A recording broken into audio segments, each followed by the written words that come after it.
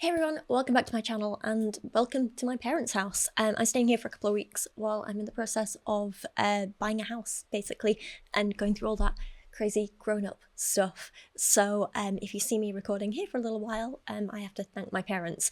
The only issue is they're a little bit on the older side and hard of hearing, so they have the TV on very loud during the day, so I'm always having to film at night. So it's currently 11 PM here. And let's just get into today's video. So Morgan of Paul and Morgan is back with a new podcast called Unbuckled, in which Morgan and her friend sit in his car, screech for a little while and judge people. Today we're going to watch a couple of clips from the first of 3 episodes that they've currently released and just have a talk about it. Is this podcast the worst thing on the internet right now? No, absolutely not. Is it horribly serious and terrible and ooh, you know, they're awful people for doing this? No, absolutely not. Morgan has done a lot worse than make this podcast. However, it interests me, and I have things I want to say in response to a few of their claims and opinions and some of the misinformation that they put forward, and sometimes we just need to have a little giggle at something a bit ridiculous, so that's what we're going to do today. First of all, if you're unfamiliar with Paul and Morgan, may I direct you to my absolutely ridiculous and over-the-top 7-hour-long video, The Saga of Paul and Morgan, which goes through the last 9 years of their YouTube channel from its inception to today and all the eras of content they've gone through. For those of you, though, who have more important things to do with your life than I did when I was making that video, Paul and Morgan are, to give you a very brief summary, a fundy couple who've been making content online, like I said, for about the last 9 years, and they are known for being quite offensive, not very well liked, not having a very happy marriage that they are more than happy to put on display online at all times, and just... There's a lot. Where do I even start? There are some people, trolls, who are always like, Paul is always making Morgan talk about her past. It's disgusting. He should be ashamed. You're no better, Paul, that you were a virgin and she wasn't.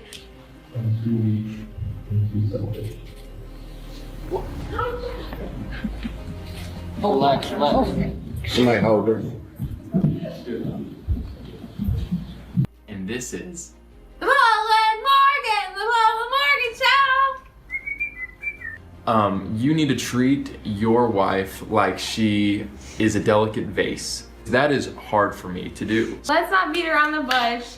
We voted for Trump. You don't fall asleep all no. I wish we did. I'd like to go to bed snuggling. Okay, no, we're not putting this in the video. We need to work on this. You just act like I never give you any loving. All marriages take hard stinking work. Just confusion to a new level. You can't be a they them people. You can't. I'm sorry. Pick one or the other at least. Could we not have said that about slave owners? Could we not have said, cut that out? This is about slave owners' rights. Yeah, I don't like when they lump like anyone that's in opposition to their lifestyle as these hater jerks. Hate it or love it. What are you gonna do, haters? It's a great day. I'm pumped. I feel terrible right now. I just don't really want to be processing this on camera. Okay. Knowing that we have a million haters who are going to make stupid videos about this. About us and our marriage and Morgan sitting here, all blah, blah, blah. Well, It's a lot. yeah. I do generally find them quite unlikable. However, I did find when I was making that massive long video, and I watched, no joke, hundreds of hours of their content. Too many, it sent me a little bit insane. But I found that the time when I found Morgan the most likeable was when she last went through her vlogging era, and she was covering a lot of her fertility journey and her pregnancy journey. And like I say, it was one of the few times that I found her quite likeable on camera. I found her not necessarily personally relatable, but I can see why other people would find her relatable. And I felt that she was actually at that time making good content that others would be helped by. I felt there was some value in it. I felt she was doing some really good things. However, I cannot say the same for this latest podcast. Unbuckled are videos hosted by Morgan and her friend Caroline, who goes by the nickname Carl. And I have to say, there is a slight bit of like weird hypocrisy here, because Paul and Morgan absolutely detest trans people, and often in their videos, especially Morgan, she has refused to call trans people by their real names, often dead naming them, and she often refuses to use people's proper and correct pronouns. So, for example, she will often refer to trans women as he and him. However, Paul and Morgan are more than happy to call their female friend Carl. They have given their sons the middle names Grace and Love, which are, not exactly traditionally masculine names. Grace traditionally is quite a feminine name, so they're happy to bend to these gender norms and go against what's expected and not be traditional in that sense. However, when other people do it because that's their identity and who they are, they're not willing to accept that. And I find it a little hypocritical, and it's something I've always kind of wondered and questioned about. I find it a little interesting why they do that. But anyway, at present there are 3 episodes of Unbuckled out, with thumbnails looking like they time travelled from a decade ago. Episode 1, which we are going to be watching and responding to today, is Welcome to the Fan, which is, nice and vague. You go girls, tell us nothing. Episodes 2 and 3 I'm hoping to cover in future videos. Episode 2 is High-Rise Panty Girls in a Low-Rise Jeans World. Because nothing says I'm a good, modest Christian who judges other women and calls them slutty for what they wear, like describing yourself as a panty girl and attempting to clickbait your underwear to get views. Interesting choice there. And episode 3 is titled Respect Your Elders, Son, which shows us the importance of punctuation. Should it be the son respecting his elders? As in, respect your elders, son? Or should we be respecting the son of our elder, which would be respect your elder, '(s), son. But as it stands, respect your elder's son means nothing. Who knows what they meant? I mean, maybe us when we watch the video, but I'm not ready for that yet. I need a break after doing this, okay? Am I being extra snarky today? Probably yes. Do I apologise for that? No. Morgan is known for reacting badly to criticisms of her and Paul, and I do get it. It is very, very difficult to hear criticisms about yourself online, especially on the scale that Paul and Morgan get them, because there's a lot from a lot of different people. They get criticisms from us atheists, they get criticisms from other Christians, they get it from all over the place. And part of me does have sympathy for them. And when I made that massive long video about them, I did find myself empathizing a little bit more, because, I saw, I don't know, maybe just because I engrossed myself in so much of their life for so long when I was making that video. But I do feel like at this point, now I've had a bit of distance, I feel like I would have more sympathy for them if, one, the criticisms of them weren't because they'd spent so much of their time over the last decade being racist, homophobic, transphobic, and cruel to other people online, and 2, if Morgan tried to actually respond to the criticisms with reasoned responses, rather than just calling everyone names like dumbos and dummies, as she often does, and saying that her critics just live in their grandma's basement all the time. I know there's an irony of me sat in my parents' living room right now saying that, but here we are. In my defense, I just lost my daughter, my dog, and I'm going through a big transitional period of buying a house and all sorts, and I'm very lucky to have them here as a safety net right now, while I'm sorting myself out, Anyway, my point is, I would have more respect for Morgan if she was like, I've heard people say X, Y, and Z about me, and I disagree because of A, B, and C reasons, or even if she was just like, I've heard this stuff, I'm not going to comment, it doesn't bother me, whatever, you think what you think. Instead of what she does, which is just like, oh boy, these dumbos online are saying things about me again. It's like, you have no idea because you all live in your mum's basement and you're stupid and dumb. I can't do impressions. I'm tired and I'm too old for this. And I'm freaking on my period, and I've about had it with the big freaking idiots online. I'm sorry. No, Lord, calm me down. But no, literally, if you're getting your information from Reddit, maybe just shut it. Maybe just keep your mouth shut. You literally know nothing, and you sound so stupid when you get online acting like you have all of the information. You sound so stupid, and you look stupid too. You guys only have the information that Paul and I put out online. We hardly ever speak about certain things, and it's for a reason. You guys don't need all the details. You dumbos, Redditors don't need all the details.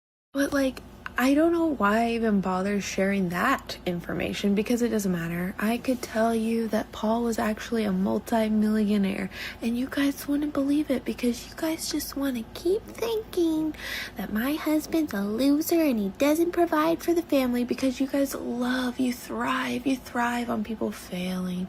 You thrive on people not doing well in life. You thrive on the idea that there's a woman out there suffering in an abusive marriage. You love that storyline. You just love it. And so, anywho, just here to tell you, you guys are a bunch of idiots. And I don't feel sorry for saying that. I literally don't. So for the people who are going to message me and be like, this isn't very Christ-like, no. Just no. Get on Reddit and see the things those people are saying. Actually, don't. Save your brain cells. You know, like when you're drunk and you can't stop laughing at stupid stuff with your friends that wouldn't be funny in any other context, and you're like, oh my god, this would actually make the best podcast ever. People would find us hilarious, and then you sober up in the morning and you're like, oh, no, I'm not actually that funny or charismatic, and I don't actually have anything of value to say. Well, Morgan and Carl did that, except they weren't drunk to start with, and they still haven't sobered up now. So here they are, monetizing their friendship as Unbuckled, the podcast. Let's take a look at episode 1. Just McDonald's when you're ready. Can I get 2 medium Sprites? Well, that's our forever clip. Cheers.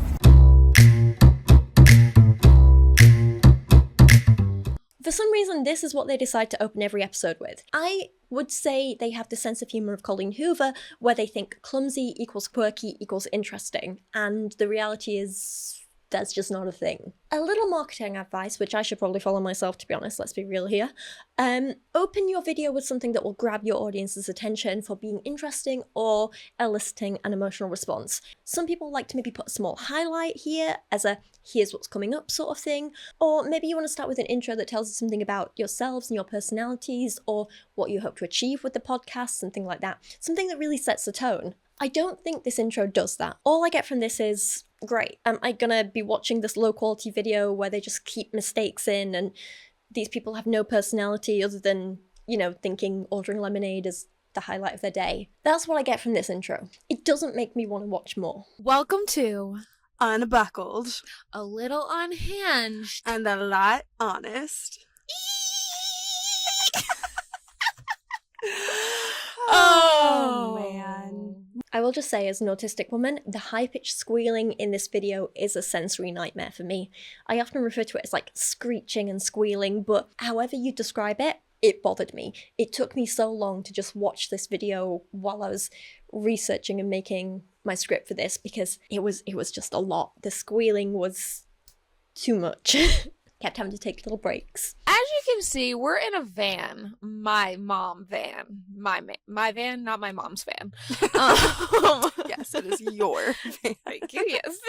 But yeah, this whole intro bit here is giving kind of like teenage girl who says things like, I'm so random in her MSN bio, and then you actually have a conversation with her and the whole thing is just like, what are you up to? Not much, you? Yeah, not much, you. I'm a dinosaur, rawr, lol. And that's like the only thing they ever say or have going for them. I honestly just feel too old to be watching this nonsense. Like, who is this even for? Who is their target audience? Who is watching? Well, not many people are watching it, but who do they expect to watch this? Because adult women like myself won't relate to this because of how immature they are, but kids and teens won't relate to this because of their subject matter.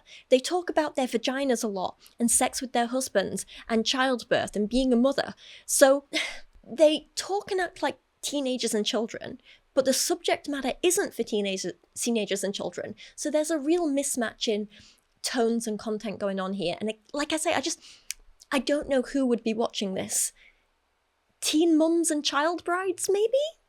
I mean, as target audiences go, maybe not an ideal one. Because once a month, me and Carl meet up. That's Carl. I'm Morgan.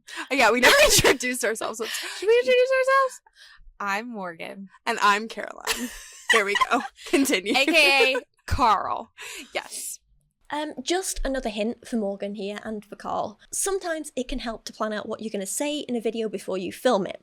For example, if you're making a podcast, you could do a brief outline of here's how we're going to introduce ourselves, here's how we're going to summarize the podcast, here's our first topic, here's our second topic, here's what we're going to say in the outro, and so on. So, for example, when I make a YouTube video, I write a script. I talk about all my points. I often write, like, I'm going to say this and this and this. I reference the clips I'm going to be reacting to, and so on. When you just go into something completely unplanned like this and you have no idea what's going on, unless you have a lot of practice and you kind of need that spontaneity for whatever reason, it can just come across as like really unprofessional, as it does in Morgan and Carl's video. A little planning would go a long way to making them not look so unorganized and unprofessional, and a little structure might make this more interesting as a podcast. So, ladies, because I'm assuming that's our audience, we decided when we meet up, we just have some juicy girly combos, and we're They're so like, good. so good. Why not bring some other ladies into this? You know, we're talking about how motherhood and wifehood have made us these really mature women. So mature. So mature, it's crazy. But then we get together and we're just like two girls, Just girly girls. with all the girl talk, and it's a great time. Question: are the mature ladies in the room with us now? Why have I never seen evidence of Morgan being mature ever? I know she's a mum, I know she's a wife, but that doesn't automatically equal maturity. I've never, she's posted some parenting videos and she seems vaguely capable, that's fine, but I've never seen any evidence of like emotional maturity or like being able to handle things well, you know? I don't know. It's like every time we're talking, we're just like, wow, We are so funny. why did we not record that? Like, that was just so funny Yeah. and so wise, you know? No, we're literally so smart. Honestly, I wrote that drunk podcast comment earlier before I'd watched this far into the video, but wow, was I bang on. Okay, guys, well, Carl, Yes. can I just say, Yes, you can. can I Please just do. say that this ambulance driving past us right now, God bless them, be safe. I hope and pray truly that the person in there is safe. But can you turn the sirens off? No, really, sometimes I do feel like it's a bit unnecessary, and I'm sure Unnecessary. when we blow up and this podcast is super big, I'll get hate for that. Yeah. But, we can calm it down a little bit. Oh, I'm sorry that a life-threatening emergency interrupted your unplanned podcast in a car. What a tragedy. Honestly, this could all have been edited out. It wasn't necessary. It's unnecessary. And again, it looks unprofessional. It looks unorganized. There's a degree where you want things in your videos to feel real and friendly and like you're just having a chat with a friend. Like, I sometimes leave in rambles and go off on tangents because I'm like, it feels like a nice way to connect with the audience, and it feels like something real that I'd say if I was like chatting with a friend in a coffee shop. It's that kind of the vibe I like in my videos, you know? I don't need things like I'm not in a studio. I don't want to pretend I'm in a studio. I don't want to pretend that this is like a highly produced TV show or something like that. It's not. I'm literally just a woman in a house having a chat with someone, and like, you know, you guys answer me back in the comments, you know, and I like that. I think you can get that level of like, that kind of homemade quality without it being unprofessional. You know, there's different degrees of stuff. I feel like there's certain things that just like don't need to stay in there. For example, siren sounds. You know, I used to live next to a busy main road in Leeds, and we would have sirens of vehicles going past all the time. Big heavy trucks that would rumble constantly. There was a work site down the road, so you'd sometimes get big noisy cement mixers going past. We'd get ambulances, police cars, fire engines at all hours of the day. And when that happened and I was filming, I'd just take a pause, let them go past, and then continue, because that's what you do. You guys don't need to hear that. That doesn't really add to anything. But I have to say, this whole thing of like leaving the siren in there, complaining about ambulances like existing, and then they go off on this whole tangent about how like they have conspiracy theories about ambulances and how they're not really doing anything. Like, if I didn't know Morgan before, this would really make me dislike her. Hey, so editing me just jumping in here quickly, because I do feel like I was kind of too harsh at this point a little bit, or maybe like didn't make myself clear enough.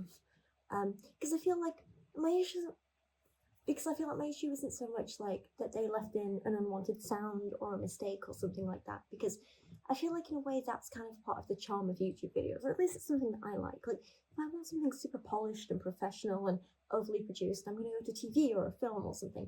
But I want that kind of handmade quality that is a little bit imperfect at times when I'm watching YouTube. I like the homemade feel, and I don't mind people making mistakes.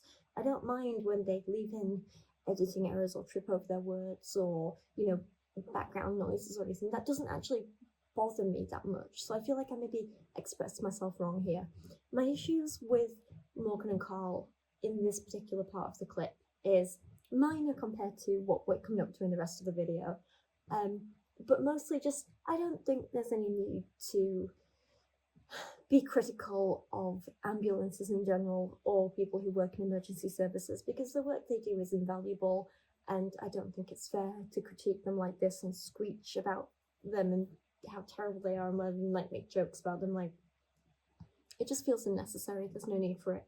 And secondly, I think what bothered me was less like about them leaving in a mistake and more just like the fact that they're so boring and they have so little to talk about that they made a whole quarter of their podcast be them complaining about an ambulance. Do you know what I mean? It's just like, find something to say, you know?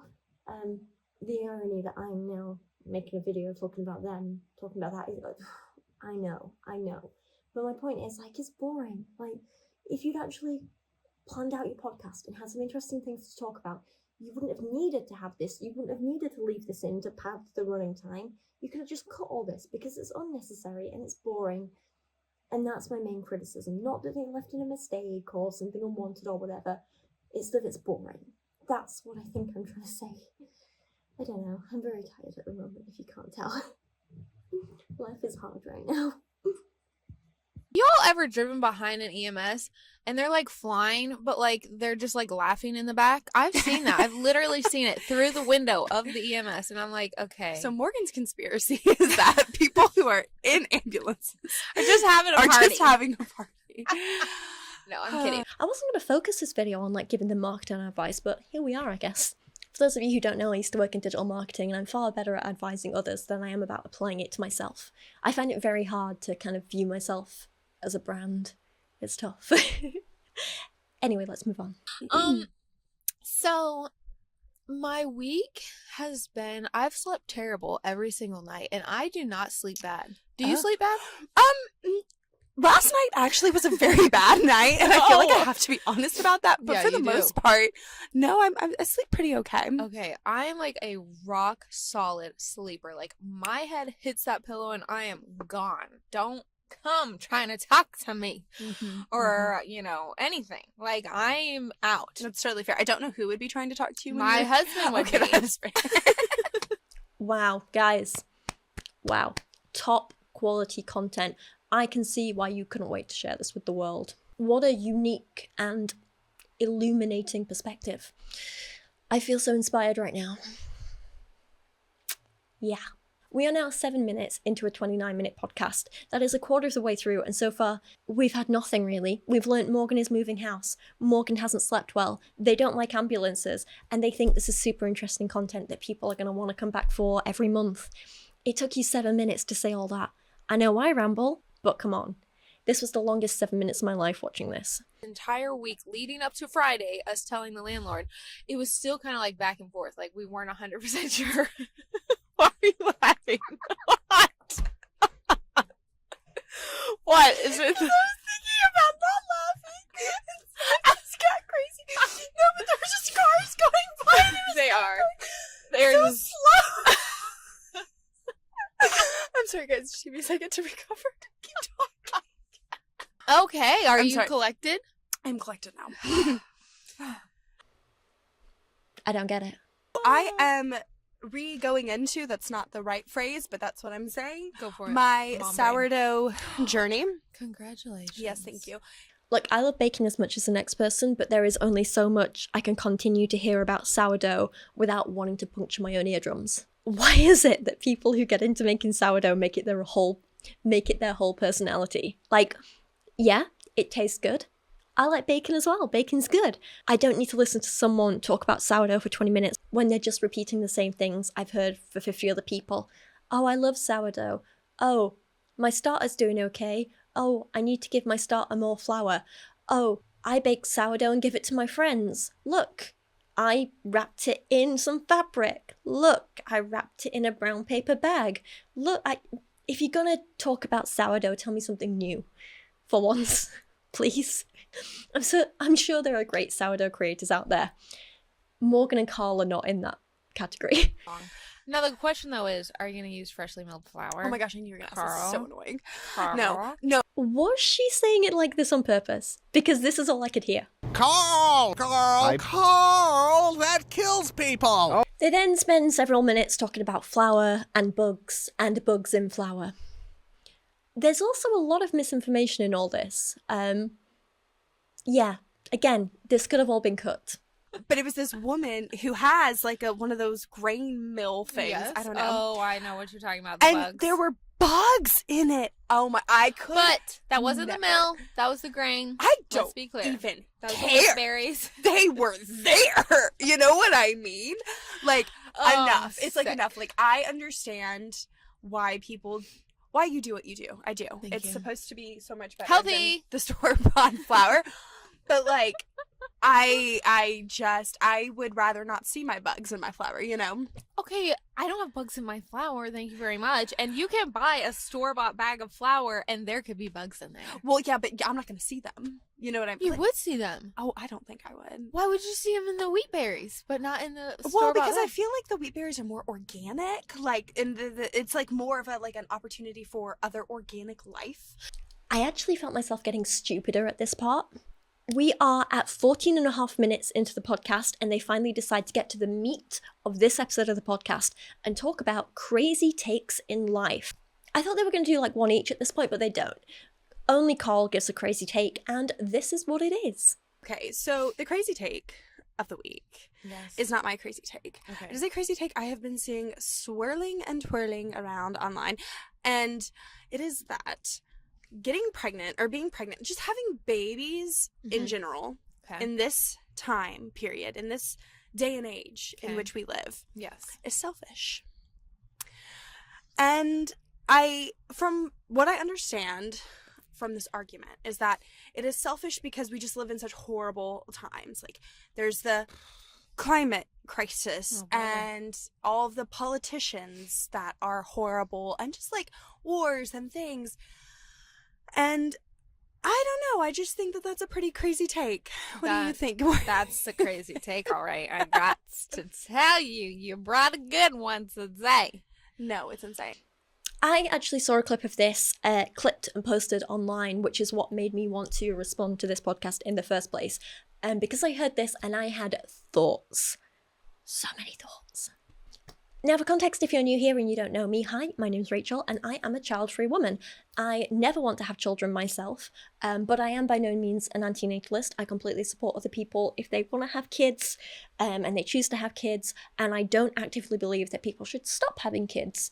I also, I guess it's kind of like an extra dimension to my child-freeness, because it is very likely that I wouldn't be able to have kids myself. I have a lot of uterus issues and some cervix issues, which means that conceiving would potentially be very difficult for me. And if I did, the whole process of growing a baby and giving birth to it could potentially kill me. So for me, it just feels like my body and my mind are very aligned, and I don't mind that. But that's kind of like an extra dimension into my experience around this conversation. I don't know what I'm trying to say here. It's so late at night. I'm rambling. I'm tired.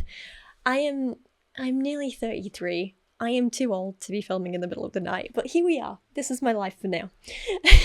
So one of the things that really bothered me a lot about this clip was that Carl put things like climate crisis, corrupt politicians, and so on in these quotation marks, because can we not? These are very real things to be concerned about. These are things that absolutely will affect you and any children you do decide to have. And I do believe these are things you should be thinking about before you bring a child into this world, especially things like the climate crisis.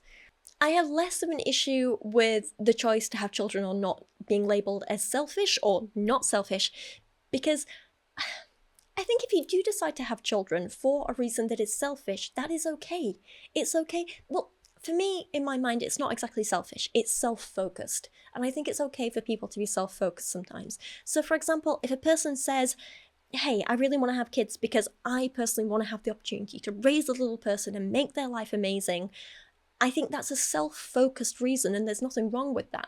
Who am I to say a person shouldn't do that, or that it's selfish or not? Like, it's fine, you go for it, I support you. The big issue that I really have is with Carl and Morgan's dismissal of big issues like climate change, which will affect future generations and is something people should be thinking about. For all some people like to disagree with me in the comments, I do think we have a big problem in the world at the minute with overpopulation, with overconsumption, with creating too much waste, with overuse of non-renewable energy sources. And I think that is something we do need to think about and we do need to be concerned with. You know, I remember seeing, like, what are they called? Like neonatalist or something? Like, Oh, I have no idea. it's like, that's probably not the word, but it's something natalist that, like, they wish that they had not been born. So what they mean here is not neonatalists or anything like that. What they mean is, what they're referring to is anti-natalists, and how they describe it is a big oversimplification. Is a big oversimplification of what anti-natalists actually believe. And this is where I think a little bit of simple planning ahead of filming so that they can do their research and get their thoughts together before the camera turns on would have been useful, so they're not spreading misinformation in this way. Basically, anti-natalism is a philosophical judgment, if you will, and a viewpoint and ideology that states that procreation is ultimately unethical. This can look different in practice for different people, and there are different viewpoints within the anti-natalist kind of umbrella, if you will. So on a purely theoretical basis, anti-natalists might often argue about things like how babies cannot consent to being born or being brought into this world in the first place, how they themselves didn't consent to it, how life inevitably leads to suffering in one way or another, so it's unethical to bring new life into the world, and therefore into suffering, and so on. On a practical level, how they express this might be that some anti-natalists choose to never have children themselves, some choose to argue that no other people should ever have children themselves, some say that they won't have children themselves, but they will actively take steps to improve the life of those who are already living by adopting or fostering children, and so on. There's, again, many facets to this. It's far more complex than I could cover in one small segment of one small video, and as I'm not an anti-natalist myself, I'm probably not the best person to be speaking about this. I'd recommend you go and listen to anti-natalists themselves to get their points of view. I've left a book written by one anti-natalist down in the sources and further reading for this video if you want to check it out, and I'm going to be quoting from it later, so put a pin in this, we'll come back to it. They wish that they had not been born, and they're mad at their mom for having them. And what a crazy, wild take. Literally That's insane. Yeah, it does sound crazy. Since you just made it up. That's not how the majority of anti-natalists think. This is the epitome of a straw man fallacy. And they think that, like, it's selfish to have kids. Yeah, so I have heard of this take before. Mm-hmm. And it is crazy. And it is the dumbest take in the universe. And listen, as a mom, Yes. as mothers, we understand the fears that come with having children. Yeah. No matter what day and age we're in, whether it's 2026 or 200 AD. No, BC or AD, you know. Yeah, I guess either it one could be would be either. Yeah, fine. it's really old both ways. So they're just glossing over any claims of selfishness and calling them crazy instead of providing any counter-argument and assuming people worry about that simply because they're scared of having kids.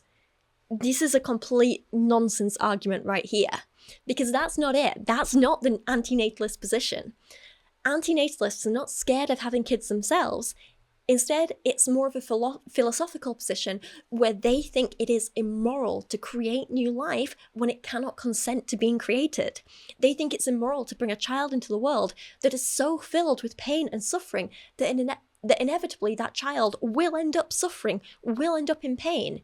They think it's immoral to bring a child into the world who will inevitably contribute to more environmental damage and destruction to the planet, and or bring more pain and suffering to others, and so on. It's not about them, oh, I'm scared to raise a baby. That's not the anti-natalist position at all. It's a position about the ethics of bringing children into this world, not about an individual being scared or not. And again, it's much more complicated than I can possibly express in this one video. There's so many more facets to it than I've mentioned so far, but it's not at all as Morgan and Carl are presenting it. But what? Imagine. Can you just imagine if Mary, beautiful Mother Mary, had said sorry, Jesus. This, sorry, angel. Yeah. I can't be doing that because we're living in crazy times. You know what I'm saying? We're living under Roman occupation. And yeah.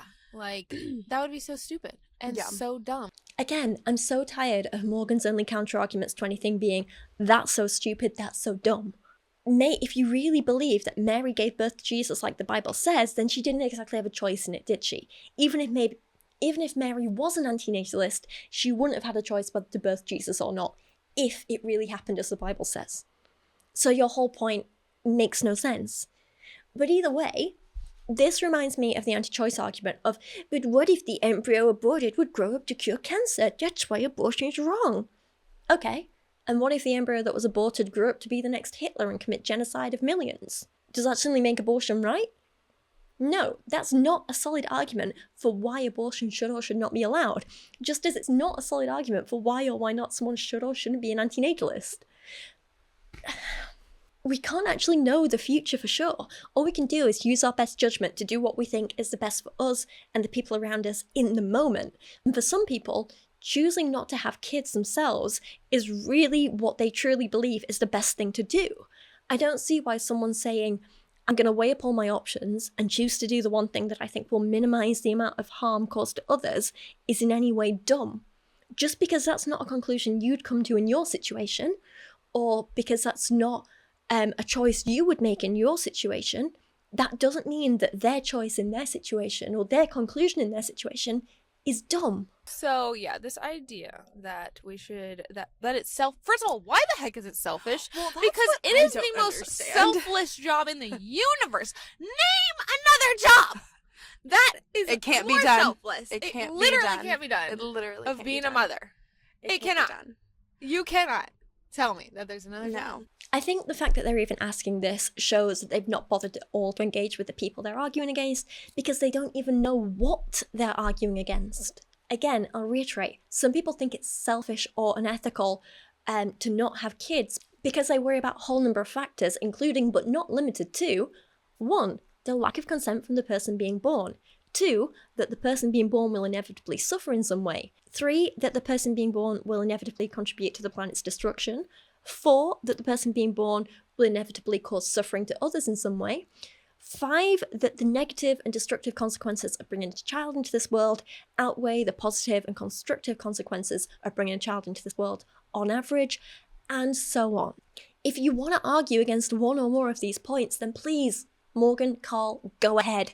It would make a much more interesting video than just calling people stupid and screech laughing about it.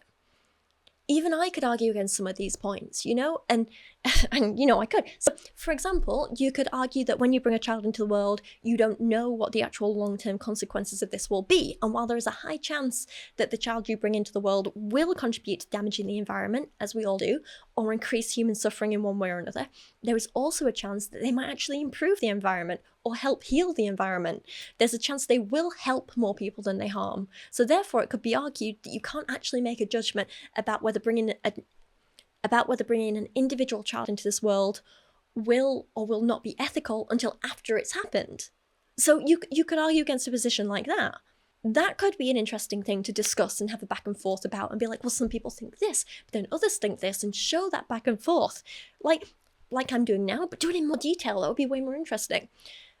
But instead, just being like, I'm going to build a straw man of what I think they think, but it's not what they actually think, but it's what I think they think, and then tear it down by saying, ha ha ha, why do you think that? It's so stupid, is not a compelling or interesting video or piece of content to me, and it does nothing to convince me that you're in the right in any way.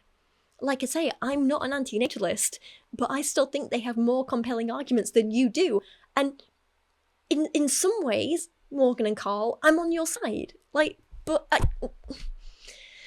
Anyway. Although also not, because I would argue that the opposite of anti-natalist is just to not be an anti-natalist. But Morgan and Carl kind of go the opposite way, and they're more like pro-natalists. They think everyone should be having kids and so on. And so I'm not on that side. I'm rambling. Anyway. Now, the argument that there is no one less selfish than a mother that they bring up, that is an interesting point to me. And once again, I'm annoyed that they didn't go into more details with this, because I think this is something worth debating. I do kind of want to hear their viewpoint on this. Why do they believe this? Give me some more details. Because on the one hand, I agree with them, and I can totally see where they're coming from. Generally speaking, mothers are the ones to give birth to babies. I mean, not always. We have to acknowledge that trans men exist, and they might not necessarily want to use the label of mother. We also have to acknowledge that there are different kinds of mothers other than the ones who give birth. So, for example, adoptive mothers and so on. So we have to acknowledge that. But just generally speaking, on average, mothers are the ones to give birth to a child, so they're the ones who are sacrificing their health and their body to bring a child into this world. And whether you do agree with it or not, mothers do generally do the majority of the childcare, and that is a damn difficult job. And doing that is incredibly selfless, and that should be celebrated. And I think that's something no one can deny. However, on the other hand, we have to ask, what about the fathers? Because there absolutely are some fathers out there who do just as much, if not more, of the parenting than the mothers. And, so we could just argue that it's not that being a mother is the most selfless thing in the world. It's that being a good parent is the most selfless thing in the world. You could make that counter argument. Or you could say, or you could argue that, not all mothers are the most selfless people, because what about mothers who hurt or... Because what about mothers who purposefully harm or neglect or abuse their children? They are, undeniably being selfish and horrible. You can't say they're the most selfless people in the world. So I think there's nuances to this discussion, and it's something that could be interesting to talk about. The claim that mothers are the most selfless people in the world, that's the most selfless thing you can do, is a really interesting position. It's something that I would like to see debated. I think, absolutely, yeah. And then you can bring in arguments that maybe there are other jobs that are just as selfless, if not more selfless. So, for example, I'm sure there are many arguments that could be made for the most selfless job being people who are full-time carers, healthcare workers, like especially nurses, for example, nannies, firefighters, and so on. Firefighters risk their lives to save people and help them. There's an argument that they could have the most selfless job, and so on. So, again, I don't think it's as simple as what they're just screeching about. I think they make a potentially interesting point, but it's not explored in a way that I find interesting or useful or unique or just compelling in any way, Next up, Carl makes a claim about who she believes are some of the most misogynistic people. And I'm just going to pause here, and I want you to go down in the comments and tell me who you think Carl thinks the most misogynistic people are. What group does Carl think are the most misogynist? Let me know down in the comments your guess, and then watch this next clip. Might surprise you. Surprise me. I'll tell you that. I think what's crazy about this is that this is going to be crazy, some of the most misogynistic people are these feminists. Because you can't really be like, oh yeah, pro-women, I'm all for women doing what they want, and then be like, you're selfish to have a baby. Or I'll see women, feminists in the comment section of moms posts, and they'll be like, ugh, this is a great, ad for birth control, or just horrible, nasty things. And I'm like, you guys are actually some of the most misogynistic human beings on the face of the planet. It's the worst. Wild. So, Carl believes that feminists are the most misogynistic people out there. Now, I was really confused, because why are you suddenly talking about feminists all of a sudden when you're discussing anti-natalists? Feminists and anti-natalists are not the same at all. Some feminists may be anti-natalists, some anti-natalists may be feminists, but not all anti-natalists are feminists, and not all feminists are anti-natalists. Take myself, for example.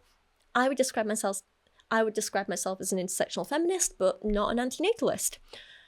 I do, however, agree with Carl that it is a bit mean and unnecessary to comment those things on people's posts. I am completely with her there, and I support her. I'll be honest, though, sometimes when I see posts about children or babies or whatever, I do have those thoughts myself.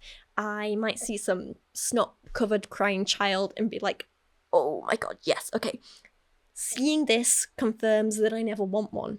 Even things like when people post like happy things about like, oh, we had a day out at the zoo with the kids. I'm like, oh God, that's like my idea of hell. I love going to the zoo, and I love that being me time alone where I can just take photos. The idea of having to do that with a kid confirms to me again that I never want one. So I admit I do have those thoughts. However, I would never say that like in the comments or directly to a parent, because that's just cruel for the sake of it. It's unnecessary. They don't need to know I'm thinking that, you know, it's not necessary. So I completely agree with Carl here that it is cruel to say those things, and it doesn't need to happen. However, I don't understand why she's blaming feminists for it. It is not a feminist viewpoint that having kids is bad.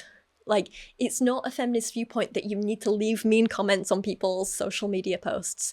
That is not a feminist thing to do, that's just a mean person thing to do. Like I say, as a feminist myself, I always have been and always will be outspoken in my support of mothers, especially in terms of and just people in general with kids, receiving proper healthcare, proper social care, proper support, proper paid maternity leave, and so on. I will always support a person's right to choose what happens to their body and whether they want to have kids or not, and I think every person should have full support of whatever they decide to do with their lives and their family situation and their bodies and so on. And I don't think that's an unusual viewpoint for a feminist to have. So many feminists are mothers themselves, you know, and I think that's a pretty common and obvious bit of knowledge. I don't know. Anyway, I just don't get why Carl is equating some sort of like mean commenter on social media with misogynistic feminists and then equating them with anti-natalists. Like, it's all such a jumble of thoughts. She's angry at a lot of people, and she's kind of putting them all in the same group with the same label, and you're like, no, they're not the same things at all, you know? Feels like another straw man fallacy going on here. It takes so much mental gymnastics to get there. Like, I don't even know how you get there. Literally. Because people have been having babies, obviously, since like the dawn of time. The beginning of time. And like throughout all courses, like when has there ever actually been a better time to have babies than now? Like with modern medicine, with sanitation, with like access to like so much, and you're telling me that now is not as good a time to have a baby as like during, I don't know, the Cold War or the Great Depression. It's just crazy. Yeah, sure, absolutely. Some things are better than they've ever been, especially in regards to the healthcare we have today and things like our advances in medicine and treatments and so on. But this doesn't mean someone has to do something like have children if they don't want to. If someone offered me the best ice cream in the world, but I just wasn't hungry, that doesn't mean I have to eat it. I can still turn it down and say no. You're not going to be shoving ice cream forcefully into my mouth against my will, just like you're not going to be shoving babies forcefully into my uterus just because we have better medicine than we've had in the past. And just because we have things like good sanitation and healthcare, as they mentioned, now in many parts of the world, that doesn't mean they're available in all parts of the world. I think Morgan and Carl struggle to think outside their own little bubble, in their own little white middle-class part of America. I've spoken before about how disturbingly high the maternal mortality rate is for Black women in America, but it's not just America where it's a problem. Look at the mortality rates for women around the world. So the World Health Organization tells us that every day in 2023, over 700 women died from preventable causes related to pregnancy and childbirth. A maternal death occurred almost every 2 minutes in 2023, while the World Population Review listed the maternal mortality rates as being as high as 993 deaths per 100,000 births in Nigeria and 748 deaths per 100,000 in Chad, and a lot of other countries saw similarly high rates. Just because it's better than ever in some parts of the world, that doesn't mean there's no risk for women in other parts of the world, and even in those parts of the world where you do have good healthcare, there's still massive risks. And again, I'll say it, especially for Black women, because their pain is not taken seriously. They are not listened to by a lot of doctors and health professionals, and they don't get the care they need, and they end up suffering and dying because of it. And that's just absolutely not okay. It is absolutely fine knowing this information for people to be worried and take this into consideration when deciding whether they want to have kids or not. Plus, do you really think there's people during the Cold War and Great Depression, as Carl says, had a choice like we do today? Today, we do have more access to contraceptives and abortion and so on, so people do have more of a choice than they ever did. Why not exercise that choice? I don't understand this viewpoint that just because people suffered in the past, we should suffer the same things today. And also, I don't mean to say or speak about this in a disrespectful way, but the first time Morgan gave birth, she nearly died. She was in real danger. And when she had her second kid, she was petrified. She knows how dangerous childbirth can be. She knows that there are major concerns. There's a reason she doesn't want to have another kid, because especially with her ongoing health issues and stuff and what's happened in the past, she could die. She would be very likely to die if she has another kid. I don't want that for her. I'm pretty sure she doesn't want that for herself. She knows there are these risks, so why wouldn't she consider that other people also worry about that? Like I said before, I have a lot of these uterus problems, which mean that if I had a kid and I was pregnant, it could cause a hell of a lot of damage or potentially kill me. I already decided I didn't want kids before I found this out, but now knowing that this is happening to me, it's made me even more determined to never have them and to never be pregnant. You know what I mean? Because I don't want to put my life at risk like that. And I think that's a completely valid and okay take to have. I think when Morgan says she doesn't want to have any more kids because, you know, she is worried about health and stuff, that is a completely valid take to have. I just don't understand why she can't see that that's okay for other people, you know? I don't know. And it's such a chronically online take too. Like, this is the take of women or people who are on their phone all the time, and they like do not have real life experiences or encounters with anybody. I'm like convinced. True. Yeah, that's so true. That's so accurate. Okay, 1, pot, kettle. You are saying that sat next to the woman who posts like 30 Instagram stories a day and argues with strangers on Reddit constantly. 2, please explain this to me because I'm so confused by what you mean. How is someone saying something like, I'm worried about the damage humans are doing to the environment, so I don't want to have any kids who will contribute to the population increasing, which may cause more environmental damage? How is that a chronically online take? I'm so confused. Because, yeah, like, name a person that we, like, talk to on a normal basis, face-to-face, come across, and, like, they would have that view. Like, I cannot think of a single person. No, because it's insane. It's insane. Yeah, and you know what? I could say the opposite of this. Like, 80% of my close friends in the real world are also child-free people. And I think that's just because we as humans generally spend time with people who have the same values and lifestyles as us. That doesn't mean that anti-natalists or child-free people are chronically online. It just means that for Carl and Morgan, they don't have a particularly diverse group of friends in that respect, you know? And you know what? Neither do I. But at least I'm aware of it. And I'm not claiming that, oh, all these people who just want to have kids and they want to pop out babies all the time, oh, that's such a chronically online take. Like, no. Just because you only interact with people with a different viewpoint to you online, that doesn't mean they are chronically online, you know? And again, I'm sorry, but like with the amount Morgan posts and like how she's constantly reading subreddits about herself and comments about herself and stuff, like it feels a little hypocritical to complain about other people being chronically online when you're there, Morgan, you know? But also, I think the other part of it that just like gets me is that they're talking about like the reason why it's so bad to have a baby right now is because of all these like big horrible issues that are going on, and I'm like, there have always been big horrible issues. But then also, like, we are a resilient, like, species. And we have babies in times of, like, chaos and in times of peace. But, like, this idea that not having children is, like, the best thing we can do is insane, because if everyone were to just stop having kids, like, we would die out as a species. And I just think, like, that's so anti-biological. It's insane. Like, do you hate yourself? Yeah. Ignoring the hating yourself comment here, that is the point. That is what some anti-natalists want and believe. There is a book by David Benatar, the one I mentioned earlier, called Better to Have Never Been, which opens with a wonderfully succinct summary. Each one of us was harmed by being brought into existence. That harm is not negligible because the quality of even the best lives is very bad, and considerably worse than most people recognise it to be. Although it is obviously too late to prevent our own existence, it is not too late to prevent the existence of future possible people. Creating new people is thus morally problematic. He goes on to write later in the book, the central idea of this book is that coming into existence is always serious harm. Although the good things in life make it go better than it otherwise would have gone, one could not have been deprived of their absence if one had not existed. Those who never exist cannot be deprived. However, by coming into existence, one does suffer quite serious harms that could not have befallen one had one not come into existence. And this is why it's so important to listen to actual anti-natalists and hear what they're saying instead of just making it up, yeah?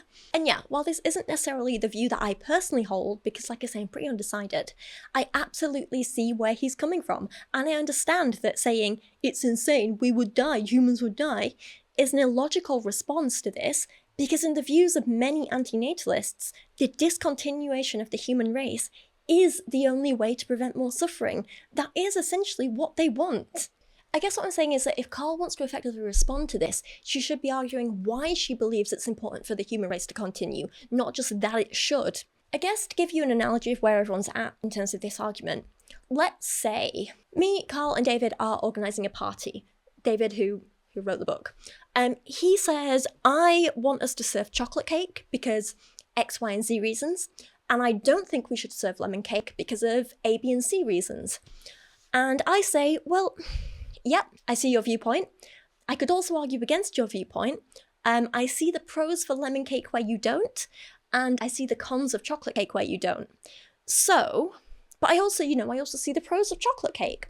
So why don't we put out one chocolate cake and one lemon cake, and we let people choose which cake they want to eat. And then Carl comes in and says, no, we should only serve lemon cake, and we should force everyone at the party to have a slice of the lemon cake, because if we serve chocolate cake, that's really bad because it's chocolate. Are you stupid? And then she just leaves it there. Yeah. Like, really, truly. And I think it goes back to what you were saying about, like, I don't know what the term is, but you said neonatal. Yeah, like, these people who are mad that they were born, and I'm like, okay, what do you want? Yeah, I mean, what do like, you want? Sorry that you hate your life.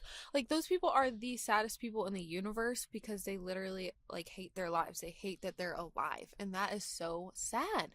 And, like, demonic. I mean, let's be real. But, yeah, to try and, like, make this take that, like, a ginormous population believes is crazy. Yeah, and it absolutely is sad when people hate their own lives. However, that's not the reason people have for being anti-natalist. They don't become anti-natalist because they hate their own lives, or because, like, Carl and Morgan think they hate their mothers or something like that. And that's absolutely not why anti-natalists think other people should be anti-natalists either. Like, I can't believe I'm having to sit here in a video and defend a position that I don't even hold myself, just because Morgan and Carl are misrepresenting it so completely.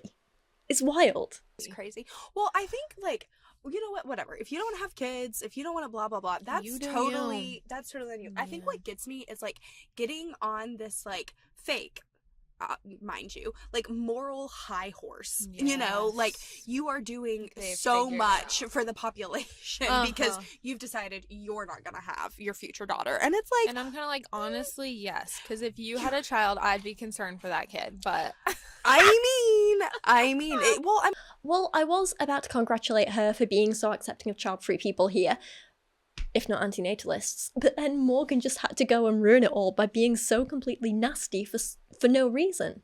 She is incredibly immature and just mean, and it's really hard when you're kind of like, again, when I made that massive 7-hour-long video on Paul and Morgan, I did in some ways feel myself rooting for them a bit, because I saw this more human side of them, and I definitely saw a lot of Morgan's, like, vulnerabilities, and I saw her as more of a well-rounded person than I had done before. There's a part of me that wants to root for her and wants her to be happy and to be better and, like, you know, to stop being so angry and miserable all the time. But then she's just so damn mean to so many people, and she's so condescending and she's rude, and it just makes it really hard to root for her when she's so nasty, you know?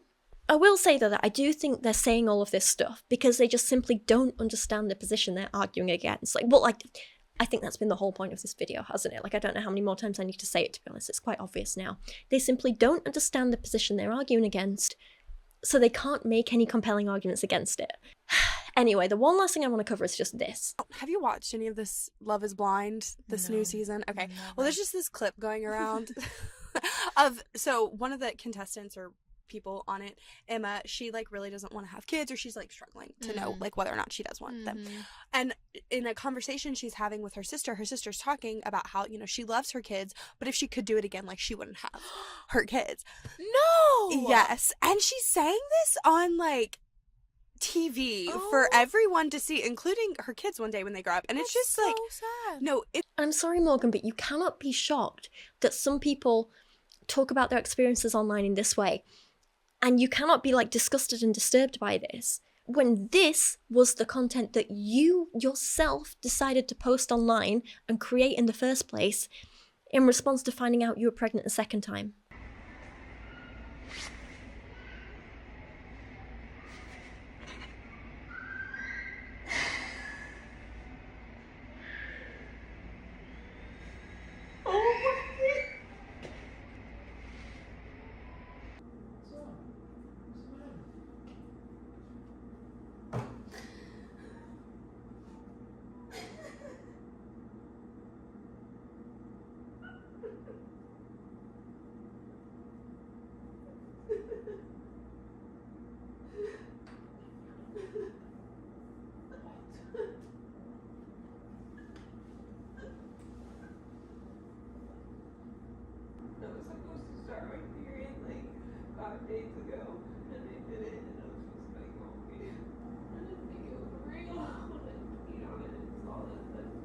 I could say the exact same thing to you. Can you imagine your son growing up and seeing that? Like, I can't believe you would be so shocked at other mothers sharing that experience when you've done the exact same thing. And just to be completely clear here, I do not blame Morgan at all for her reaction here. She nearly died during childbirth the first time, I'll say it again. And she was, understandably, when she got pregnant the second time, terrified. That's completely understandable. I think this reaction, it makes sense. I would never judge her for having this reaction. It is heartbreaking to see that fear in her, to see those tears. Like, you absolutely do feel for her. But also, if she's going to complain about mothers talking about their experience of like, oh, you know what, this is something I regret about being a mother or parenthood. If I had to make the choice again, maybe I would do this differently, or I wouldn't do this or whatever. If she's going to complain about mothers doing that, then you have to accept that some people are going to say to you, well, how is your kid going to feel growing up and seeing that this was your first response to discovering their conception was your complete and utter devastation? Like, you could make these same arguments. You could say the same thing. It just feels like a bit of hypocrisy from Morgan here. She's shaming other people when she's done a very similar thing herself. it's insane. And I don't want to invalidate like a feeling of, you know, whatever. I know that moms do struggle with that, so I don't want to be like, oh, you're horrible for thinking that. But you like, are don't say wild to it. say that out loud on national television. Like, that's something you need to like go talk to your therapist about. But anyways, all that to say, Again, Morgan, you can't sit there all shocked and be like, don't say that, that's crazy, with all this stuff. When we've seen all the stuff that you and Paul have posted online over the years in the name of being what you would describe as real and raw, all your arguments, your tears, your just pure misery all the time. Like, for you to be shocked at other people posting stuff online and be like, you can't say that, it's crazy. But like with what you're posting, it just feels a bit hypocritical, you know? It's like she lacks a lot of self-awareness, I don't know. I just feel like that's just sad for those people who have those beliefs, and like, what a sad life you have clearly had to get to where you're at now. Again, do you realize people say that about you? And she gets so mad when people say that about her, and yet she's here saying about other people. I don't know, it annoys me a bit. if you have the ability to get on your phone and record a video about that, like, your life is not as bad as what you're talking about. True. You know, like, we're not as in dire straits as what you think is going on. You know, That's true. What a terrible take. This reminds me a lot of the people who say things to me like, why are you a feminist? What needs to you not have as an individual right now? When my overall ideology of feminism is not based on my individual needs, but on what I think is best for people as a whole. Like, I speak out about things like FGM and trans rights and having access to abortion, not because those things affect me personally, but because I think calling out and standing up for those things respectively will make the quality of life better for people, overall. I don't see how a person being allowed a public platform to say, hey, we're destroying our planet right now, means we're not actually destroying our planet. Like, that's a silly, silly thing to say. And then the video or podcast ends with at least a minute of discussion about how their personal vaginas look. I'm not even joking. I am all for comprehensive sex education, but their particular vaginas are not something I wish to discuss in detail. So let's just end the video here. Thank you for watching today. I really hope you enjoyed this as something a little bit lighter and less in depth and sillier than normal and like less low stakes and so on. It's been quite fun. I am going to make responses to the other 2 podcasts because, like I say, they're just kind of interesting to me at the minute, and I hope you guys will enjoy watching them. Sorry, I'm a little scruffy and messy at the minute. My hair is literally like straight out the bath, still not even completely dry yet, and I am in desperate need of dyeing my hair and having a haircut, but life has been absolutely crazy right now. I think you all kind of know and have been, well, not, if you're new here you might not, but for those of you who've been following me for a long time, I just dealt with my dog being quite severely ill for several months, and having a lot of seizures and having to deal with a lot of medication and the side effects of that, and I sadly lost her in February, and it was the most devastating loss of my life. So I've gone from dealing with that to moving house to now trying to like buy a house, and it's just, there's a lot going on in my life right now. So basic things like taking care of myself in terms of getting a haircut and keeping it dyed have just gone out of the window temporarily. But I'm starting to sort myself out again, and I'm coming around, and yeah, things are getting slowly back on track. But for now, I just want to say thank you to everyone who has watched this video and who has supported me through these last few months that have been really, really difficult. I do appreciate you and your time so, so much, and I really hope you enjoyed this video. If you want to see more from me, I do have a second channel where I have been catching up, posting some of my reading wrap-ups every month, which is where I talk about what books I've read in the month and which ones I really liked, and a couple that I didn't like. Mostly though, I've read some really, really good stuff this year and I've been really enjoying it, so you can go and watch them over on my second channel. I've also posted some fun bits of things I was doing to kind of like distract myself, like going to shows and seeing some live music, and I got some photos and videos in like little vloggy style bits for you over there. And I'm also going to be, last night, I found, like around like 24 hours ago now, you might have seen some of my videos, I've spoken a lot about Frida McFadden lately and her books, and I went through her old blogs and spoke a lot about some of her viewpoints and stuff. And then last night, Frida McFadden came out and revealed her real name as Dr. Sarah Eileen Cohen. And I was like, oh my god, she's finally like revealed her true identity. She's not hiding behind a pseudonym anymore. And then I was like, okay, let me just like do a little Google. And I found she had a whole series of, not exactly blog posts, but like articles and opinion posts and stuff that she'd written for a website for medical professionals. But I ended up reading through like a whole bunch of her posts, and I was like, this is so fascinating, because so many of the things she was writing under her real name on this professional medical website for doctors and other medical professionals were on the same topics as she was talking about on her private blog under the name Dr. Fizzy and Frida McFadden. And she was writing about these same issues at the same time, but in completely different ways. So I am considering just now filming a very quick video about that for the second channel, because fascinating. I feel, as an autistic woman, I get quite like, I get a little bit obsessed with things sometimes. When I find it interesting, I'm like, I need to find out everything about this. And I do a lot of research and reading and get really involved in it. And at the minute, my special interest seems to be Frida McFadden for some reason. I don't know why. I just find her fascinating as a being. So if you want to see that over my second channel, I think I'm going to film a little thing now. It won't be very in-depth. I'll just kind of talk about it vaguely. But yeah, crazy. Anyway. Thank you for watching. If you'd like to support me and my channel, I do have a little bit of merch available. I do have some photography and art prints available on my website if you are interested in any of them. I have Patreon, and if you just want to kind of keep up with me and my life and all of that fun stuff, I do have an Instagram account where you can go follow me, where I post lots of things like nature photos. I do lots of live music photography, so I tend to post that. And I also just post little things like makeup posts and photos of my friends, and it's just a personal little Instagram account. And I also post on my stories when I release new videos, so you can make sure you keep up to date over there if you want. Anyway, this was a long outro, but thank you for watching. I appreciate you guys, and I'll see you again soon. Let me know down in the comments what you thought of this, and yeah, crazy, wasn't it?